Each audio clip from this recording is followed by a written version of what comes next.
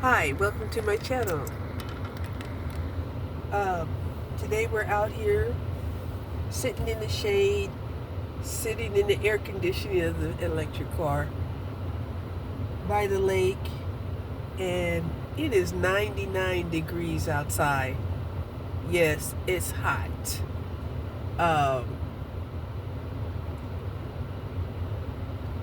I'm still trying to lose weight, so that I can increase, my mobility.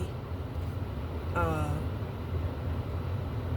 I've been taking my medication regularly. Um, been doing, my lightweight exercises almost daily. I'll be honest, there are some days I don't do it. But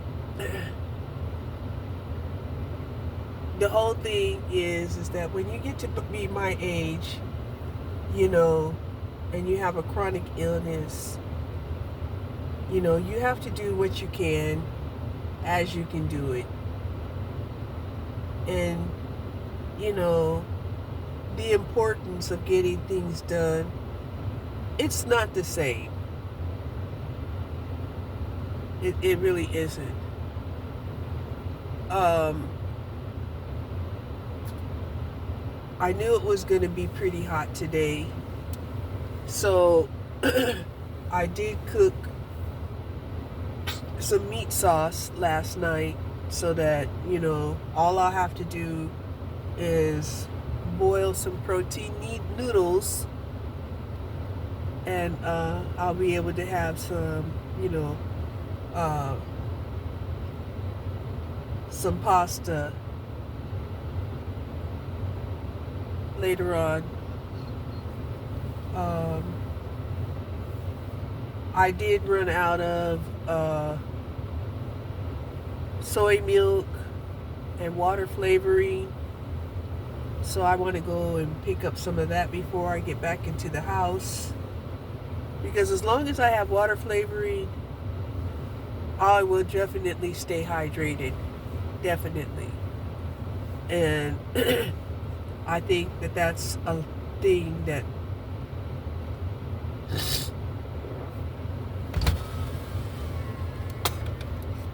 hydration is something that, a lot of seniors overlook.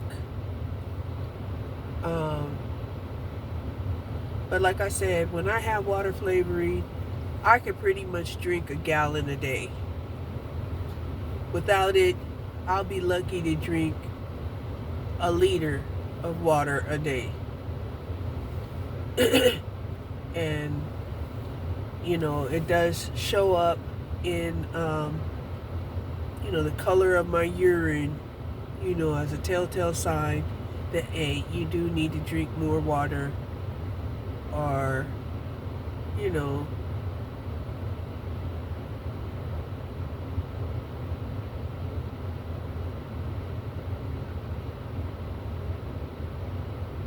yeah. Um,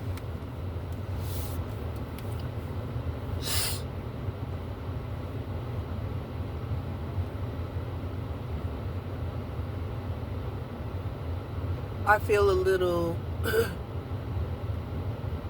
I feel a little bad, but I'm not going to let it bring me down.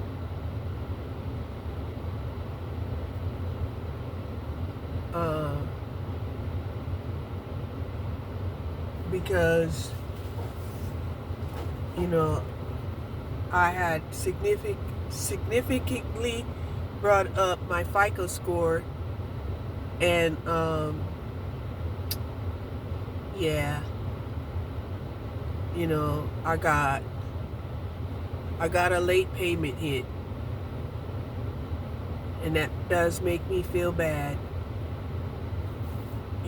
And even though I know it's not necessarily my fault, even though I have heard, that they were going to change the credit scoring, they were going to maybe even, disregard FICO scores. because of our economy, you know. So that's something that, you know, I'm wondering now, well, if they're not going to use the FICO scores, how are they going to, um, you know, deem somebody as credit worthy?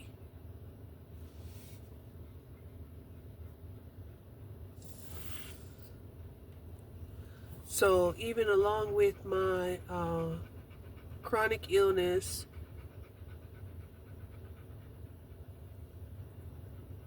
um, I'm also suffering from uh, what appears to be allergies. And the allergies will get so bad that and so thick that I can't breathe, you know. And I don't know, it kind of makes me even wonder about what is that COPC or something like that, where a lot of seniors have a problem breathing. Uh, or if it's really just allergies. I don't know. Um, or am I going to be one of these people that have to take allergy pills? Or do I need to relocate where the air is fresher?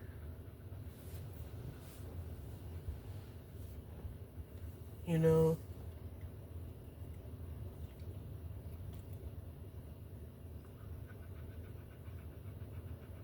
because I've gone through so much tissue paper and, you know, I could just be, it's got to be allergies because I could just be just sitting here and then my nose would just start dripping. And it's not because I have a cold, because I don't have a cold. It's 99 degrees out here. So it's got to be something in the air. It's got to be some type of something I'm allergic to. It's got to be, uh, yeah. So we're days away from Virgo season, and the days are going to start becoming shorter, which would be nice. Um,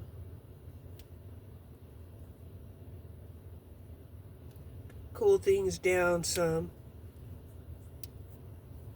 But, you know, even at nighttime, the temperatures, barely get under 80 degrees the last week. So it's been hot even at nighttime.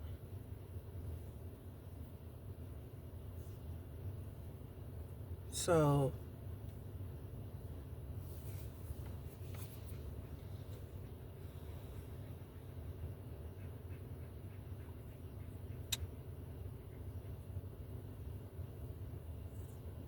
we've been experiencing really intense heat and intense cold for, I would say, the last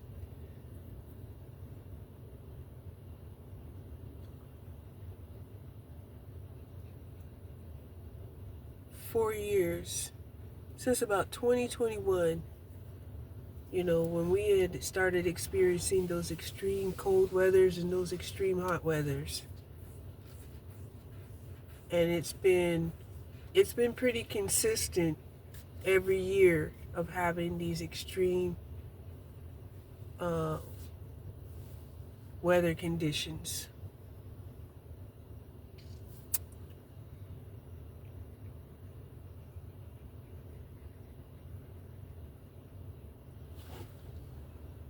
And that's, you know, compounding the fact that, we've also had extreme, you know, uh,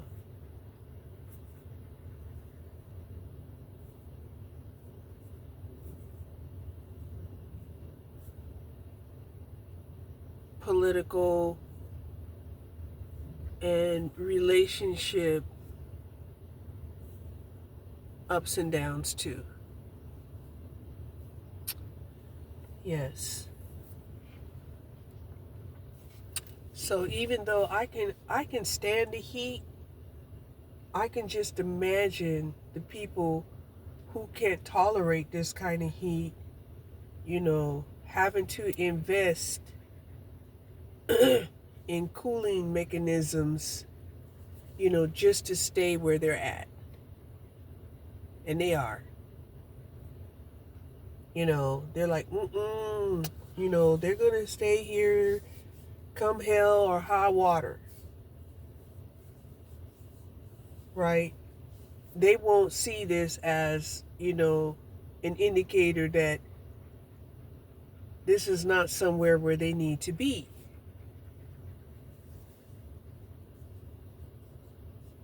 Instead, even if they can't afford to spend all of this money cooling themselves down,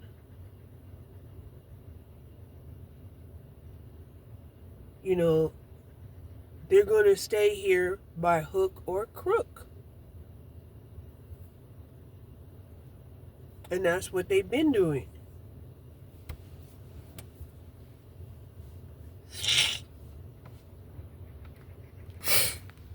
So I'm just sitting here in the shade, 99-degree weather, looking at the lake, and just contemplating about things. Because I know that I'm at a crossroads, and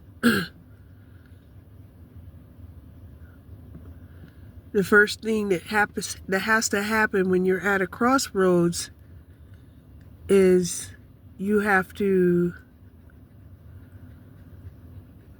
change your perspective.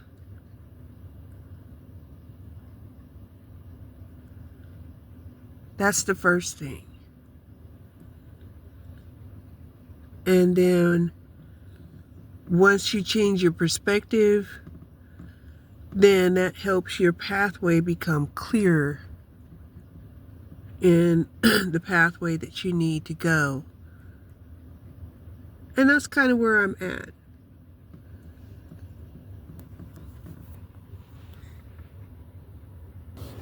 Now, I did listen to this one lady. She's a senior, and she's a widower, and she's 66 years old. She came on YouTube, and she has said that she is an INFJ who met another INFJ, and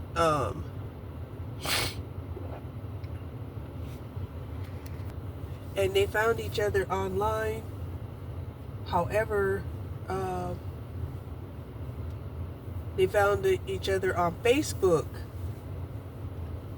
And because they found themselves on Facebook and they lived in close proximity of each other, that they decided to get married and combine, their resources. I think she said he was in his 70s. She's 66. And I was like, wow, that's interesting, and I'm probably going to keep watching her because what's her channel?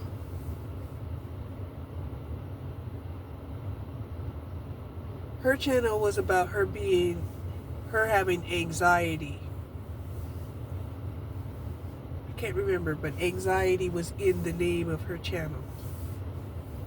And and she was answering questions, to some of the people that were, asking her if this was just a marriage of opportunity. Um, is this some type of trauma bonding, and stuff like that, which is typically some of the things that, we would tell young people, you know, and her take was that, uh, that these were two people who were alone and both were lonely, and they decided to get together and not be lonely and to look after one another. And I thought it was interesting because, like I said, she's 66 years old. Now, she's not talking about her relationship, all Google-eyed and, um,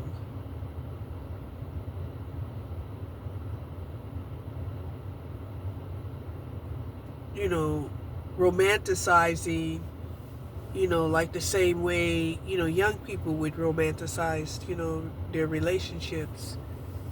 And I thought that was really interesting because, me, myself, my thought is, if, I couldn't have the relationship that I wanted, to raise a family,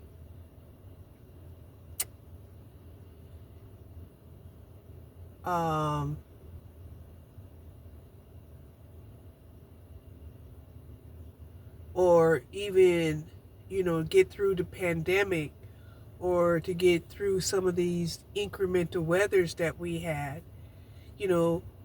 I can't see myself really needing a relationship for anything else. If I didn't have a relationship that could see me through, my surgeries or my bout with cancer or even my empty nest, what do I need a relationship for at this point?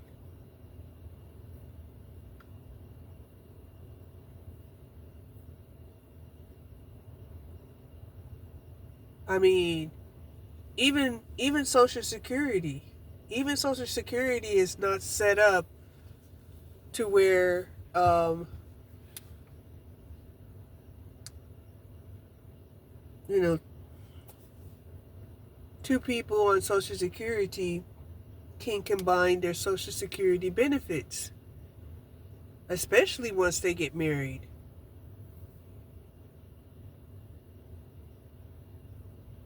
Once they get married, I believe they combine their Social Security, and it's just a few $100s more than the highest amount of the person who's receiving the most benefits. Something like that. And I just don't believe that they would, keep allowing, this ridiculous philosophy that's not working continue.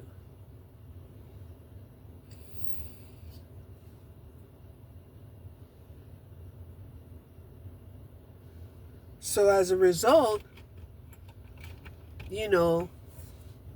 unless somebody was just, unless it violates their religious beliefs, they will stay together but unmarried just so that they can have enough resources to actually live. But then I heard this other guy say that They tried to stop that from continuing by saying that, seniors that are sharing, are doing communal living, have to consider sharing an apartment or sharing living space as rent received or income received. And I was like, what? Yeah, I have to look into that further.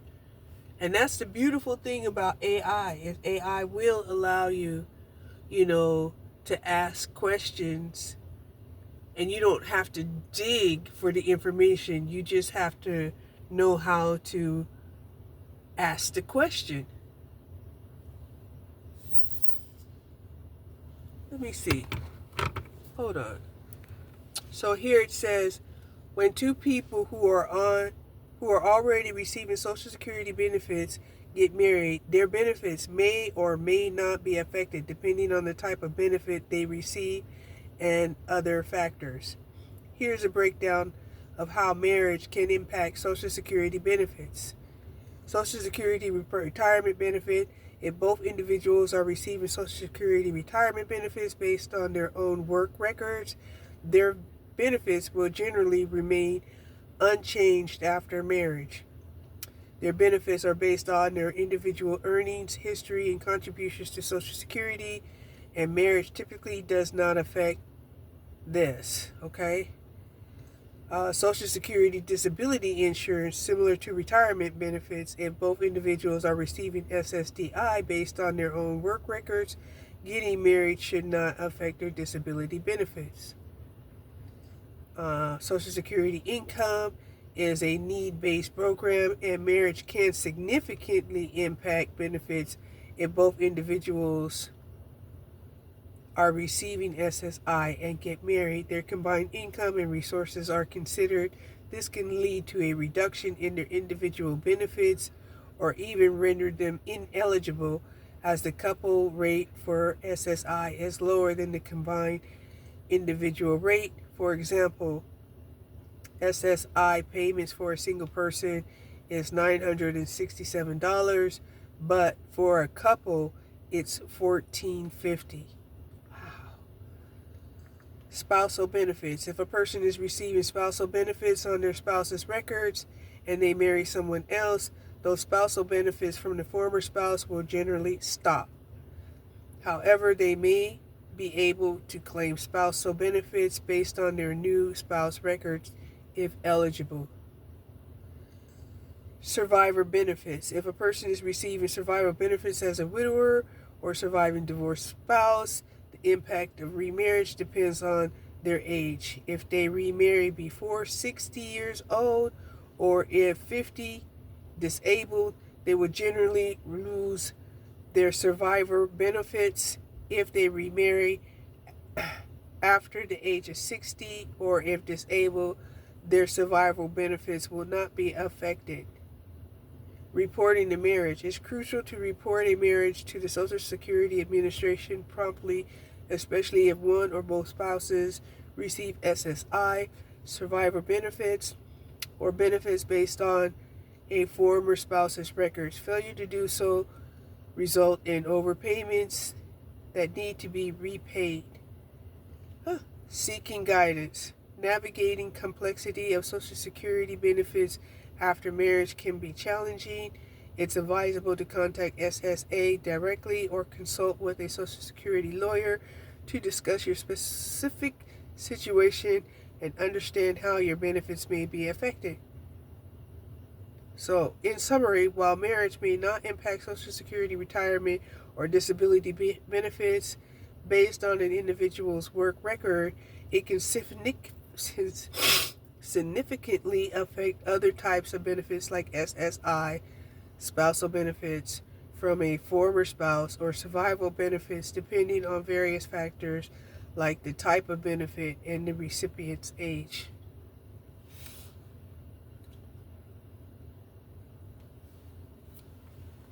Okay, so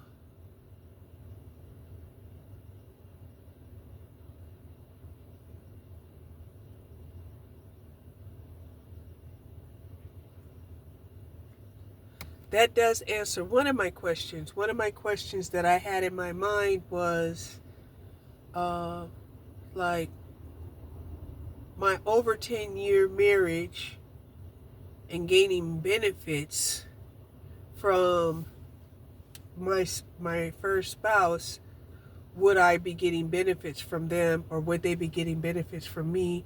And the answer is no. If either party remarries,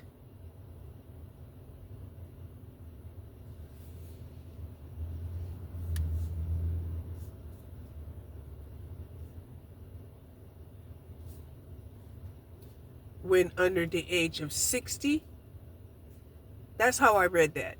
Correct me if I'm wrong. And then in the case of the lady that I was talking about, because she was 66 years old, that doesn't affect her benefits that she may have had with her spouse. I think she said her spouse was of 13 years. So that's not going to affect, her benefits, the fact that she remarries now that she's 66 years old. That's what I'm getting out of that.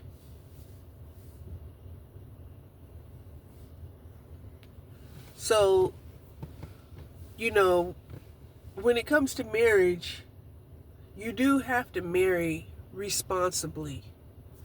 I know a lot of people are like, well, love is blind, um, and hope that love will find its own way, but you do have to consider, you know, uh, the responsibilities, even in love, responsibilities such as the finances, such as, the Social Security benefits, such as, you know, how are you even going to be together if you all can't, you know, build together, trust each other, rely on one another, and I would tell you that a lot of women, get isolated, and, um, their only friend is their spouse, and their spouse is not really there for them. So they do go through a transformation, um,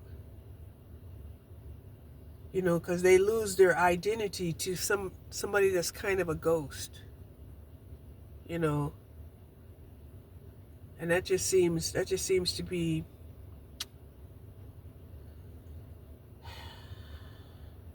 deplorable, that you're going to lose your identity to a ghost, somebody that's not even there for you, somebody that doesn't even know or care about your wants and needs. It's a shame.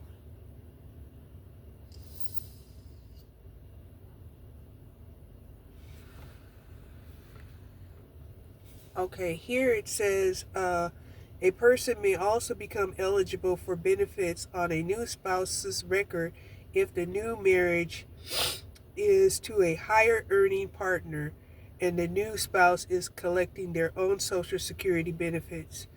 Beyond Social Security, couples marrying later in life may also find benefits in combining income, merging assets, and potential tax advantages, such as receiving larger standard deductions for those age 65 or older and potentially avoiding estate taxes on assets inherited by a spouse.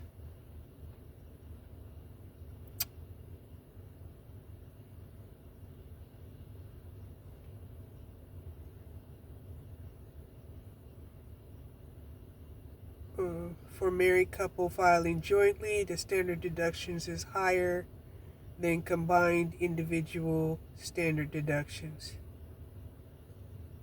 Uh, the surviving spouse can also utilize any unused portion of the deceased spouse lifetime estate tax exclusion.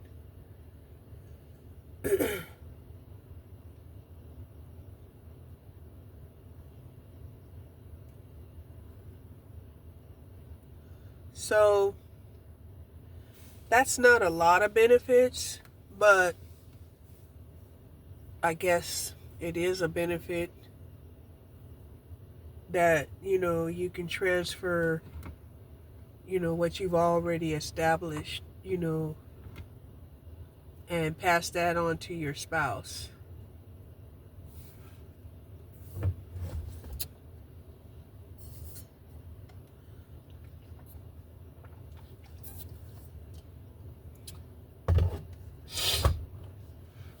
So, I don't know. That just makes me think that, in our society, there has to be like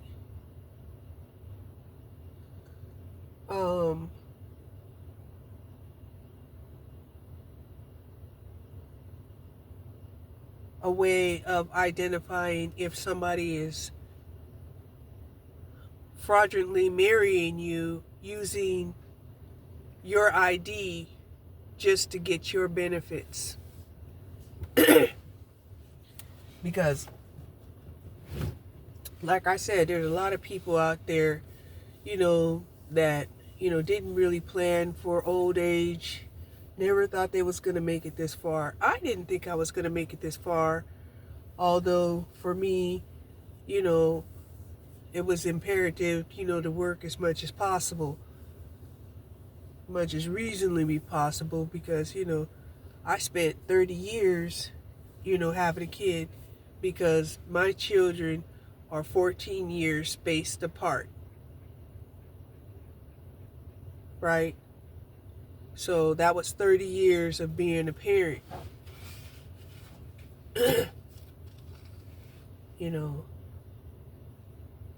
Even though I gave the last 2 years of custody to my youngest baby daddy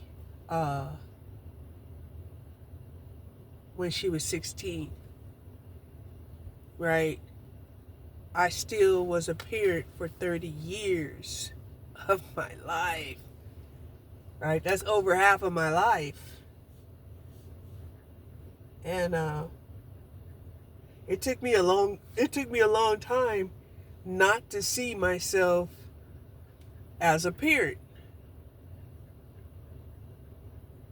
I don't know if the same thing would happen, to people who are like, okay, they're going to have their 1 and 2 kids, pretty much close together, after 20 years, 21 years, 22 years, boom, now they're not a parent anymore.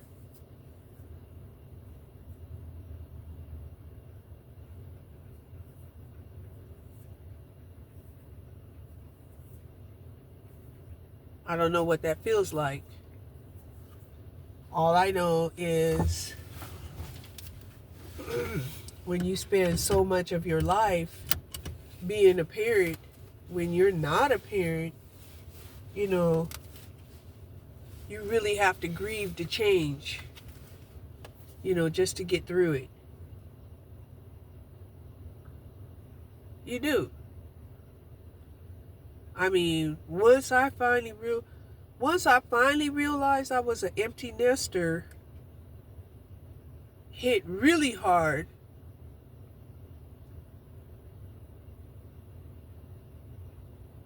Because of the pandemic. And fortunately, my child was already grown.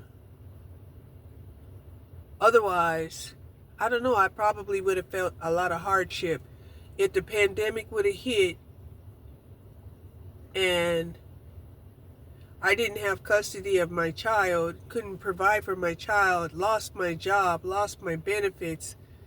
I mean, it would have been a lot. It would have been a lot.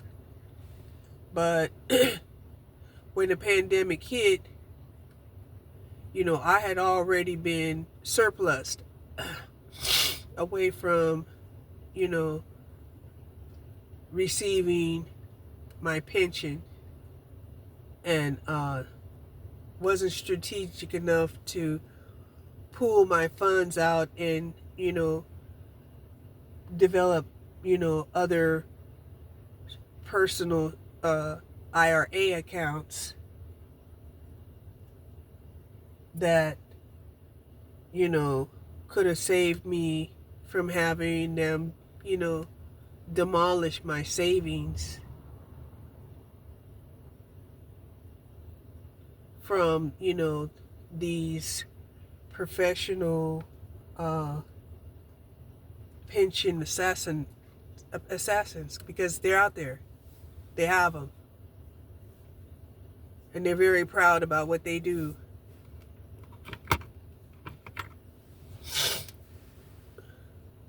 I don't know how I would have felt, but fortunately, like I said, you know, my daughter was already grown. I was already off child support.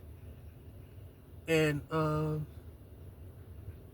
you know, so on one hand, I felt successful, you know, that at least, you know, I took care of my kids until they was grown, right?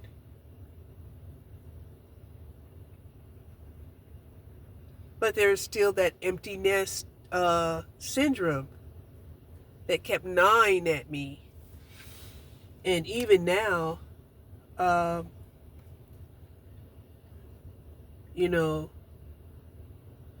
the disconnect that I have towards my family, the disconnect that I feel towards my kids, you know, and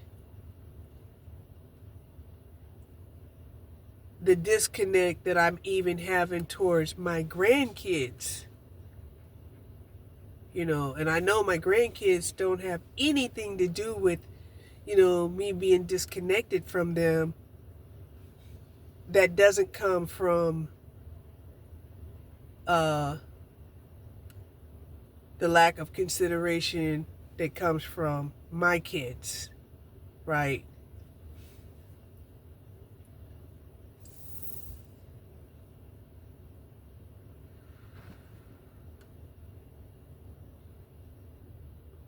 Like, I'm still waiting on my daughter to give the birth date and time of my granddaughter so I can give her an astrology reading, and she still hasn't.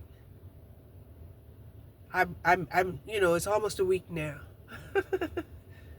It's almost a week now.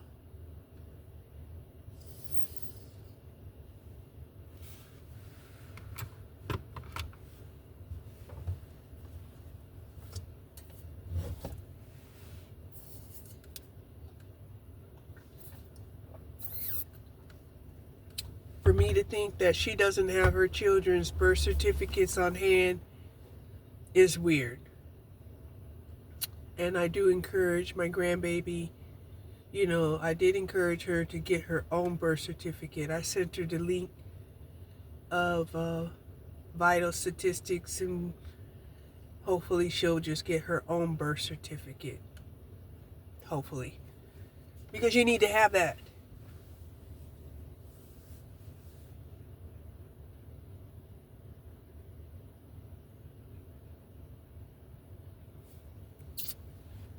You know, just in case, you know, you don't know what happens to your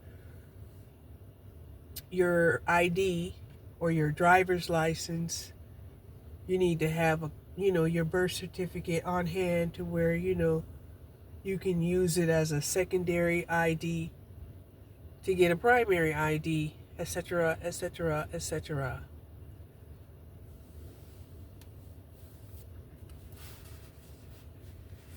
But like I said, you know, the mere fact that, you know, my oldest grandbaby, you know, has been communicating with me, and I love the fact that she sends me pictures.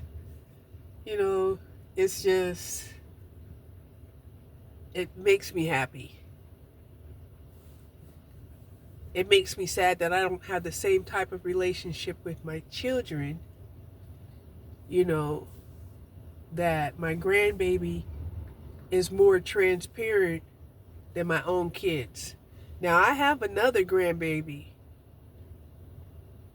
and I barely know that grandbaby at all. I believe she's 16.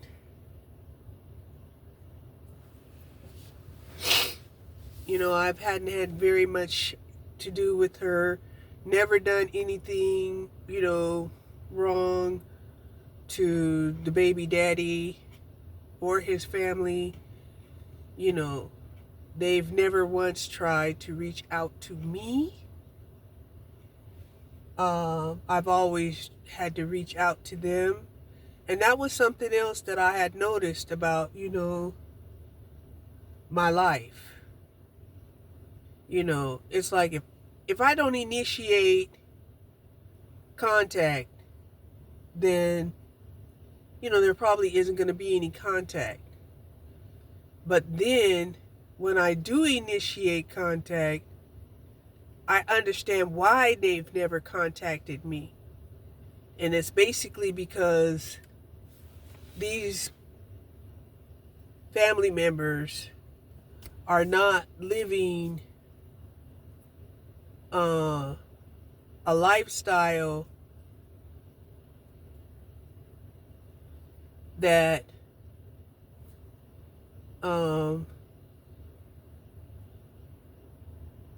they feel that they can be transparent about. Whether it's, you know, they hadn't achieved what they wanted to achieve, or, you know, they hadn't obtained, you know, the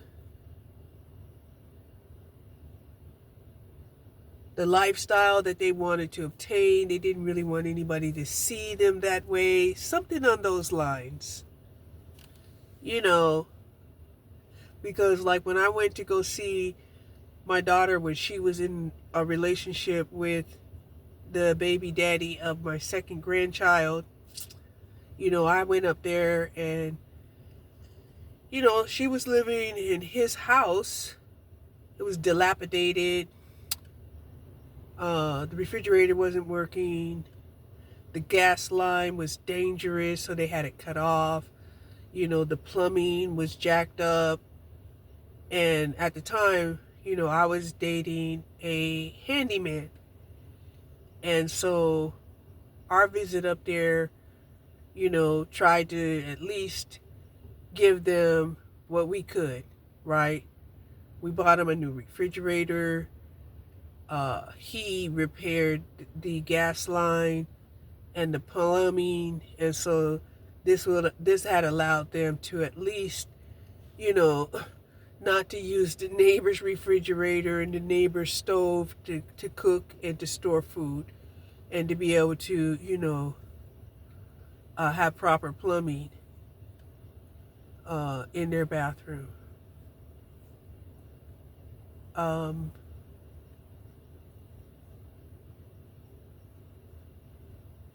What, in my opinion, should have been a grateful type of situation, you know, was very short-lived. It was like once we were gone, they forgot about us, you know, or forgot about me. And I thought that was, you know, interesting. But, you know, they're Manilios, and really, you know, overly involved in a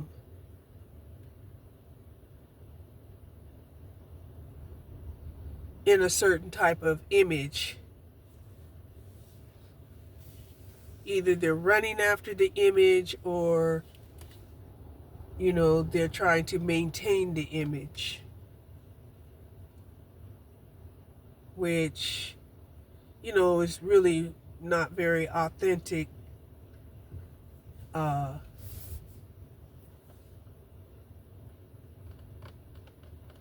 So, you know, you just kind of let them do what they do. And, you know, and with the understanding that they have their own lessons to learn.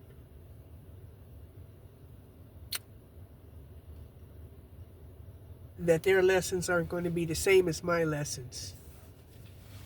And today I did wake up. Today I woke up with the urge of reaching out to, my extended family.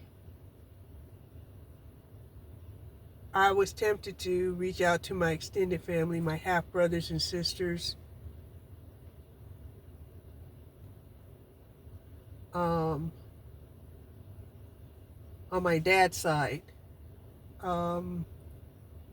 My sister-in-law on my mom's side, she reaches out to me every now and then and just asks me how I'm doing, a basic update, which is cool, because I'm not really trying to get into their life. They're not really trying to get into my life. They're definitely, I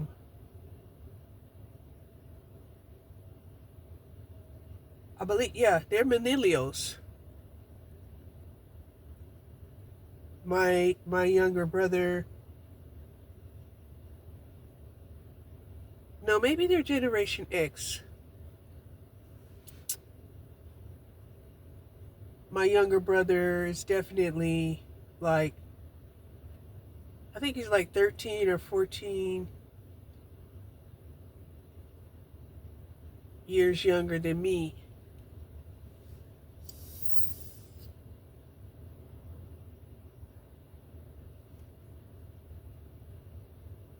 I think somewhere around there.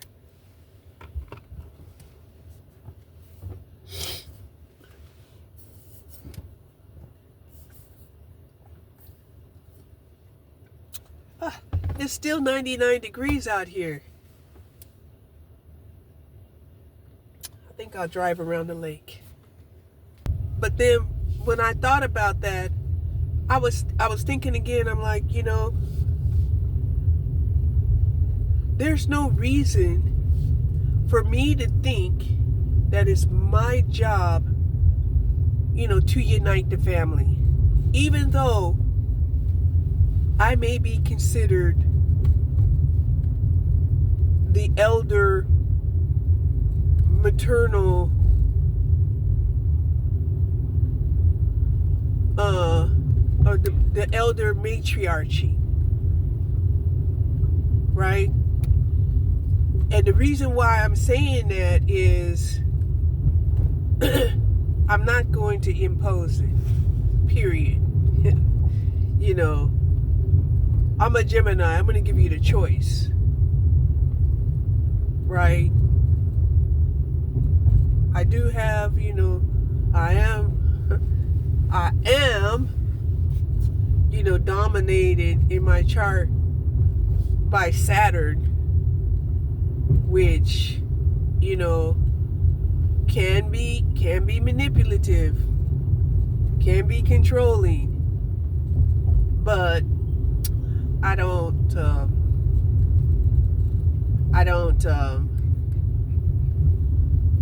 won't do it. I will not.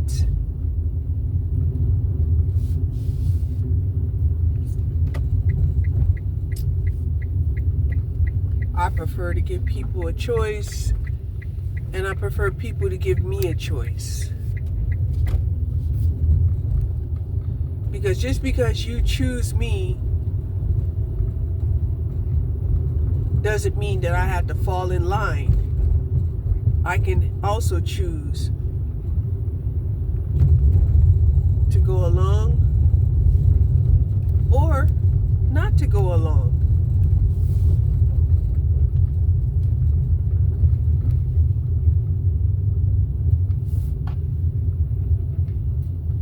So, yeah.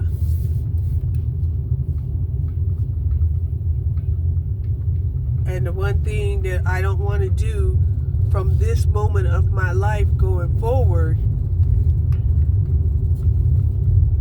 is to feel like it's my responsibility to keep people united, to try to instill tradition.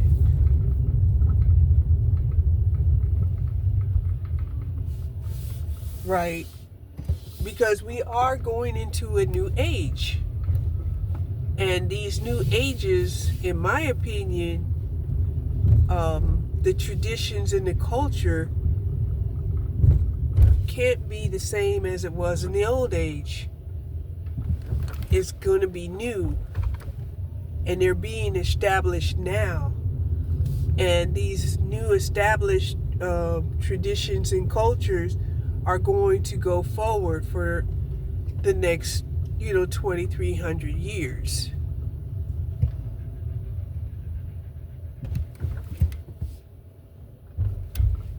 That's how I see it.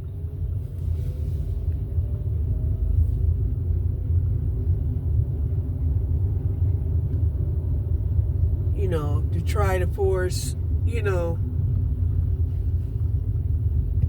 old traditions to exist in a new era is just weird. It's just weird.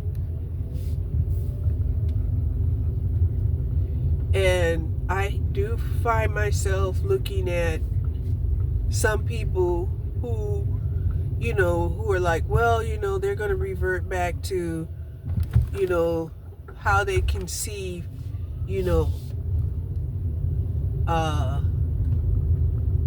old society used to be, like living off grid and,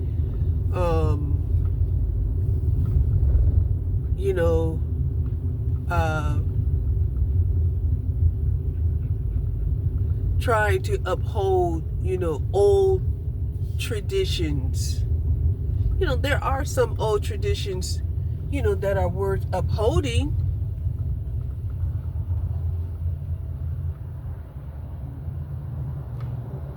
I certainly believe that.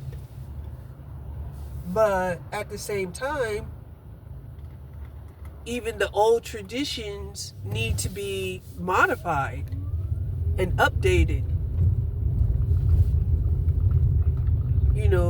Reconstructed in a way that's useful in a new era. So that's one of the reasons why I changed my name again. It's like, okay, it's one thing to be able to leave a legacy, and it's another thing,